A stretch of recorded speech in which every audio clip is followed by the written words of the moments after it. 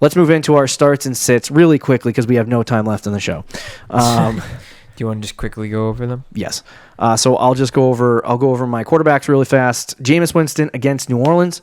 I told you before, I think he's a start this week because New Orleans has had, they've given up, even with that Dak Prescott terrible performance, they've given up the second most fantasy points to quarterbacks. And I think that the way Jameis Winston has been playing, the weapons that he has around him and everything comes together for him. So I think ultimately Jameis Winston will have a good game. Are you saying this because he's on your fantasy team? No, I'm not saying this. I'm saying this because I think I might start him. No, I think he's a start this week just because New Orleans is not as good defensively as people think they are. Oh, disagree with that. People are like, "Oh my God, I'm not going to start anyone against the New Orleans Saints pass defense." And it's like, no, let's relax on. I look at fantasy and Dak Prescott. They're not a good defense. Dak Prescott. What did you say? Nothing. I roasted you. I said Dak Prescott and the Cowboys offense is always extremely inconsistent. So we can't look at that game and say, "Oh, this is what's going to happen." Like, I just think that Jameis Winston, not that he's a better quarterback than Dak Prescott, but I think Bruce Arians runs a better offensive system than the Cowboys have. Okay. So I would say Jameis Winston is a start. And then my sit of the week is a little bit, it's a shocker. Don't start Aaron Rodgers against Dallas. Oh. He's in Dallas against a very difficult Dallas defense. He might be back, but then he also might don't forget those 13-point weeks, people. Don't forget them. Yeah. He's matchup dependent. If he becomes this is the game where we're going to find out if he's matchup dependent. I think he is. So, and if he is, then I would sit Aaron Rodgers. If you have a better option, sit Aaron Rodgers. But if you don't, then you're forced to start him. Okay. My start of the week is Jacoby Brissett. Brissett against the Chiefs. I think we talked about it a little bit earlier. Is a very good play. The Chiefs struggle against defenses or against quarterbacks this season. Right. The Colts are going to be losing a lot in that game, so Jacoby Brissett is going to be forced to throw the ball a lot and keep pace with that Chiefs offense. And he's played very good this year. He's the 9th-ranked fantasy quarterback so far through 4 games. So Jacoby Brissett, I think, is a good start. And then for sit, it's our classic week of start 'em, sit 'em, Jared Goff. He's on the road this week. Sit him. Sit him down. Against Seattle in a Thursday night game. Just pencil him in. Don't like that. You want to know Goff's numbers this year? Yeah. So we've had him as a start and sit every week, home and the road, right? Yeah. We have him usually as a sit. Mm-hmm. He, on the road this year, he had 10 points and 16 points. Wow. And then at home, he had 20 and 23. Sounds about So right. At home, he's a solid option. On the road, there's a reason behind that, too. There is. And it's because when there's crowd noise, he can't hear Sean McVay's pre-snap reads. I'm not starting Jared Goff this week. Yeah. My start of the week at running back is Miles Sanders against the Jets. I'm saying not to do Jordan Howard because that's the easy option right there. Okay. I'll take the sleeper pick of Miles Sanders. The week before, his breakout game when he fumbled twice, he had 17 touches in that game. If he gets 15 to 17 touches in this game, he's efficient and talented enough behind a good offensive line and in a good matchup that he will produce 12 to 15 fantasy points. So I think he's a safe play this week. It sounds crazy because a lot of people are even considering dropping him, but this might be a good game for Miles Sanders. Now, I probably will get that wrong, but it's worth a shot in the dark.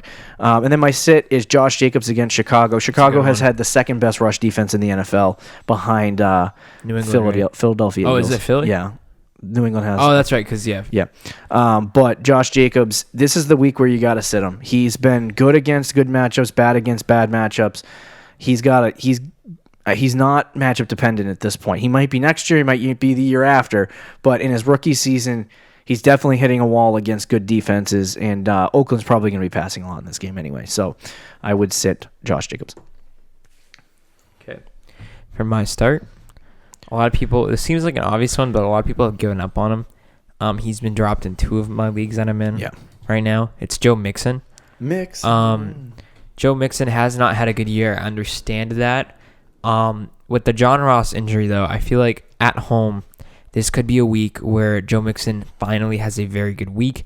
He's up against the Cardinals, who struggle greatly against the run. And this is a game where, honestly, the Bengals could win. I don't think they will, because the Bengals. But it's the first time this year I've looked at it and said they have an actual chance of winning. And if that's the case, they'll use Joe Mixon even more because they'll have, control of the game, hopefully. Right. So I actually like Mixon. The last 2 weeks he's been getting better too. Mm-hmm. The first 2 weeks he was atrocious, but the last 2 weeks he's been okay. I think this is a good matchup for him at home, and he's worth the play. For me, the sit, Wayne Gollum. Gallman. Gooberman. He says Gollum. It's Gollum. like Gall Man. The boogeyman. I don't care. Whatever it is. I'm not starting him this week. I know he had a great week last week. That's an easy one, bro. Is it? Because he had a very good week last week, and a lot of people are still drinking the juice right now. Half PPR, dude, he had 25 fantasy points. Yeah. Last week. No more. You said don't even start him. Don't start him this week. I didn't want to start him last week because we didn't know what he was going to be. I said to start him, just saying. And after saying to start him last week, I'm telling you to sit him this week against Minnesota. Minnesota has a good rush defense. Yeah. He had a touchdown in the air last week. I don't know if that's going to happen.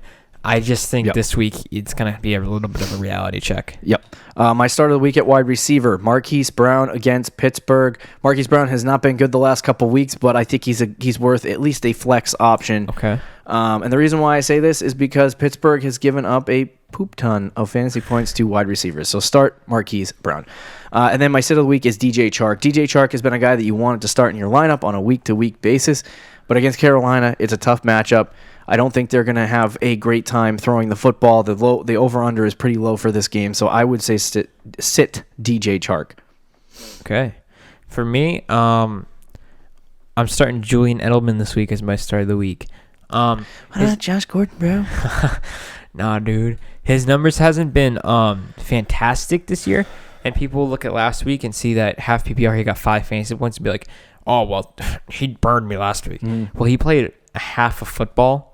And he was was that in week 3 where he got hurt? I don't know. I don't remember. But continue. Well, either way, one of these weeks he played a half of football. I think it was week 3, actually, now I'm thinking about it. But even so, he would have been on pace for like a 25-point week. Yeah. He's got a good matchup this week against Washington. I think the Patriots offense as a whole bounces back after a rough week against Buffalo. And I think Julian Edelman will be the guy leading the way for the Patriots offense fantasy-wise.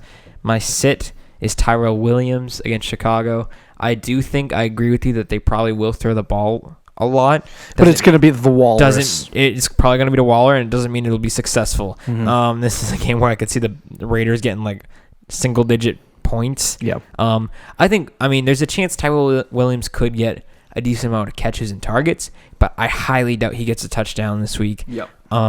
This is a week where he's got a very low ceiling. I just wouldn't start Tyrell Williams. I think there's better options. And I know he's had a good year, but very, very tough matchup. Sounds good. Our start of the week, joint start of the week, yes, we have a joint tight end is Greg Olsen. Once again, a joint Greg Olsen take. Yeah, joint Greg Olsen. And it worked last week. Jacksonville has been pretty porous against tight ends, so just start him. And then my sit of the week at tight end is Austin Hooper against Houston. Houston has given up not many fantasy points to the tight end position this year. Okay. Right. So I would not start Austin Hooper this week. I think there's going to be other options in the Houston game for Atlanta, and I don't think that Hooper will. If Hooper has these big games and they makes you sweaty, and then he has these bad games and makes you go, why did I start him? And this is the week where you say, why did I start him? So don't start him. Don't even be that. Just sit Austin Hooper. I don't know why, but Gerald Everett last week was a play. For who? So the guy I faced in fantasy, and then he scored 13 fantasy points. Dang. Don't start Gerald Everett this week. Oh, well. Or simple. every week.